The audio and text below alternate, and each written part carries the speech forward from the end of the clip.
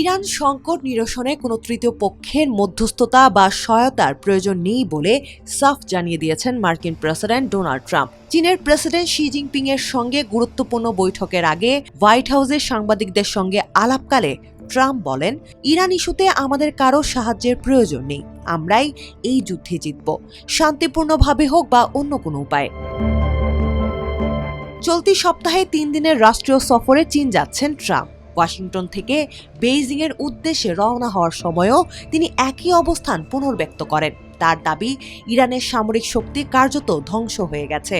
ট্রাম্পের ভাষায়, তাদের নৌবাহিনী শেষ, বিমান বাহিনীও ধ্বংস, যুদ্ধযন্ত্রের প্রতিটি অংশ এখন অকেজো। তবে এই আত্মবিশ্বাসী অবস্থানের পেছনে রয়েছে বড় ধরনের রাজনৈতিক চাপও। ইরানের বিরুদ্ধে দীর্ঘস্থায়ী যুদ্ধ, জ্বালানির মূল্য বৃদ্ধি এবং মুদ্রাস্ফীতির কারণে যুক্তরাষ্ট্রে ট্রাম্পের জনপ্রিয়তা কমছে বলে আলোচনা চলছে। অর্থনীতিবিদদের মতে, বিশ্ব জ্বালানি সরবরাহে বিঘ্ন এই পরিস্থিতিকে আরও জটিল করেছে। বিশেষ করে হরমুজ প্রণালী কার্যত অচল হয়ে পড়ায় বিশ্ববাজারে তীব্র অস্থিরতা তৈরি হয়েছে।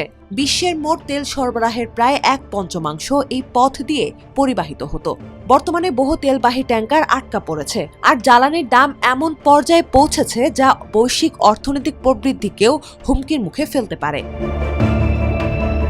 চীন সফরের আগে ইরান ইস্যুতে ট্রাম্পের বক্তব্যে কিছুটা দ্বৈত অবস্থানও দেখা গেছে। একদিকে তিনি বলেন, শি জিনপিং ইরান পরিস্থিতিতে তুলনামূলক ভালো কাজ করেছেন। অন্যদিকে কয়েক মিনিট পরই জানান, ইরান যুক্তরাষ্ট্রের সম্পূর্ণ নিয়ন্ত্রণে রয়েছে এবং এই বিষয়টি তার আলোচনার প্রধান এজেন্ডা নয়। 13 মে বেইজিংয়ে পৌঁছানোর পর ট্রাম্প আনুষ্ঠানিক অভ্যর্থনায় অংশ নেবেন। 14 মে রাষ্ট্রীয় ভোজ সভা এবং 15 মে শি জিনপিং এর সঙ্গে মধ্যাহ্ন ভোজ শেষে তার যুক্তরাষ্ট্রে ফেরার কথা রয়েছে।